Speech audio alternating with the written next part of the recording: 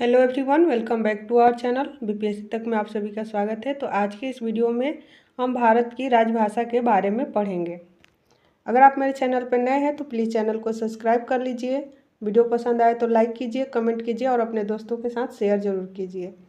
आप जो भी एग्ज़ाम देने वाले हैं, जैसे बीपीएससी टीचर, बिहार दरोगा, बिहार एसएससी, कोई भी कंपटीशन का एग्ज़ाम का तैयारी कर रहे हैं तो उसके लिए ये बहुत ही महत्वपूर्ण होने वाला है। तो आइए स्टार्ट करते हैं। भारत की राजभाषा। भारतीय संविधान में कौन सी अनुसूची में राजभाषाओं का उल्लेख है? तो 8वीं अनुसूची में राजभाषाओं का उल्लेख किया गया है। अगला है कि संविधान की 8वीं अनुसूची में सम्मिलित भाषाओं की संख्या कितनी है? तो 22 भाषाओं का उल्लेख किया गया है, 22 लैंग्वेज का। नेक्स्ट है कि भारतीय संविधान में किन अनुच्छेदों में राजभाषा संबंधित प्रावधानों का उल्लेख है?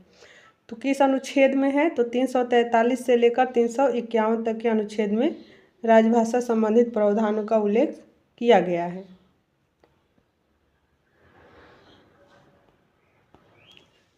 अगला देखते हैं कि भारत की राजभाषा है। भारत की राजभाषा क्या है? तो हिंदी है। अगला है कि भारतीय संघ की आधिकारिक भाषा के रूप में संविधान द्वारा किसे मान्यता प्राप्त है? तो हिंदी को राजभाषा यानी आधिकारिक भाषा के रूप में मान्यता प्राप्त है। अगला है कि संविधान के किस अनुच्छेद के तहत हिंदी की राजभाषा के रूप में दर्जा प्रदान किया गया है? तो अनुच्छेद 343 के तहत हिंदी को राजभाषा का दर्जा प्रदान किया गया है। अगला है कि किसी भाषा की किसी राज्य की भाषा के रूप में अंगीकार करने का अधिकार किसे है? तो राज्य विधानमंडल को है। किसी भाषा को अपने राज्य में अंगीकार करने का किसे है? तो राज्य विधानमंडल को। जैसे हमारे बिहार में 2 लैंग्वेज है, हिंदी और उर्दू, दोनों को अंगीकार किया गया है। अगला है कि संविधान की 8वीं अनुसूची में सम्मिलित भाषाओं में कौन भाषा बोलने वाले सर्वाधिक है? तो बांग्ला सर्वाधिक बोलने वाले भाषा है। जो 22 भाषा है उसमें से बांग्ला ज़्यादा बोला जाता है।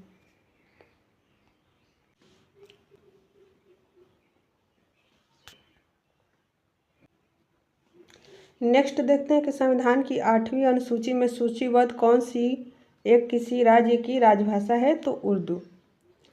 नेक्स्ट है कि किस राज्य ने उर्दू को राजकाल की भाषा के रूप में अंगीकार किया है? तो ये जम्मू कश्मीर हो जाएगा। नेक्स्ट देखते हैं कि भारतीय संविधान में वर्णित भाषाएं कौन कौन सी भाषा है? कितनी भाषा है? तो 22 है। और किस अनुसूची में है? तो 8वीं अनुसूची में है और 22 भाषाओं का उल्लेख है। इसमें देखते हैं कि कौन कौन सी भाषा है। तो पहला हिंदी है, बंगला, असमिया, गुजराती, कन्नड़, कश्मीरी, मराठी, कोंकणी, मलयालम जो केरल का है, मणिपुर का मणिपुरी है, नेपाली है, उड़ीसा का ओडिया है, पंजाबी है, संस्कृत है, सिंधी है, तमिल है, तेलुगु है और उर्दू है, संथाली है, डोगरी है और बोडो है और मैथिली है। कितनी लैंग्वेज है? तो 22 लैंग्वेज शामिल किया गया है। आगे देखते हैं। अगला है कि डोगरी भाषा किस राज्य में बोली जाती है? तो ये जम्मू कश्मीर में बोला जाता है। नेक्स्ट है कि भारत के किस राज्य में उर्दू को प्रथम राज्य भाषा का दर्जा प्रदान किया गया है? तो ये जम्मू कश्मीर में किया गया है। नेक्स्ट है कि सिंधी भाषा को किस संवैधानिक संशोधन द्वारा संविधान की 8वीं अनुसूची में शामिल किया गया? तो 8वीं अनुसूची में कब शामिल किया गया? तो 21वां संविधान संशोधन के द्वारा सिंधी भाषा को संविधान में 8वीं अनुसूची में शामिल किया गया। अगला है कि भारतीय संविधान के अनुच्छेद 344 के अंतर्गत प्रथम राजभाषा आयोग का गठन कब हुआ था? ये बहुत ही महत्वपूर्ण है। तो ये 1955 ईस्वी में प्रथम राजभाषा आयोग का गठन हुआ था। नेक्स्ट है कि 1955 में गठित राजभाषा आयोग के प्रथम अध्यक्ष कौन थे? तो वीजी खेर थे। कौन थे? तो वीजी खेर थे।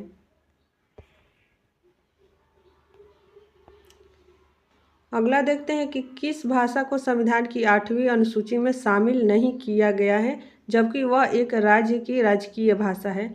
तो ये अंग्रेजी है। और किस राज्य की राजकीय भाषा है? तो आई थिंक नागालैंड का है।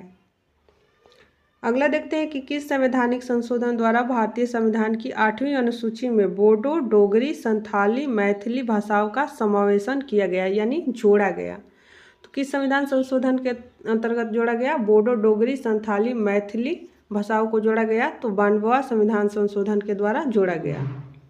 नेक्स्ट है कि संविधान के किस अनुच्छेद के तहत यह व्यवस्था किया गया है कि प्रत्येक राज्य शिक्षा के प्राथमिक स्तर पर मातृभाषा यानी मदर टंग में शिक्षा की पर्याप्त सुविधाओं को उपलब्ध कराने का प्रयास करेगा। तो ये अनुच्छेद 350A के तहत किया गया है। जैसे हमारा न्यू एजुकेशन पॉलिसी आया है NEP 2020, हम लोग सीटेट में पढ़े थे, तो उसमें है कि 1 से लेकर मतलब 5 तक अधिकांशतः बच्चों को उसके मदर टंग यानी मातृ लैंग्वेज में पढ़ाना चाहिए। तो वही है, तो किस में उल्लेख किया गया है? तो 350A में उल्लेख किया गया है। कैसा लगा वीडियो अच्छा लगा होगा तो प्लीज़ लाइक, कमेंट और शेयर ज़रूर कीजिएगा।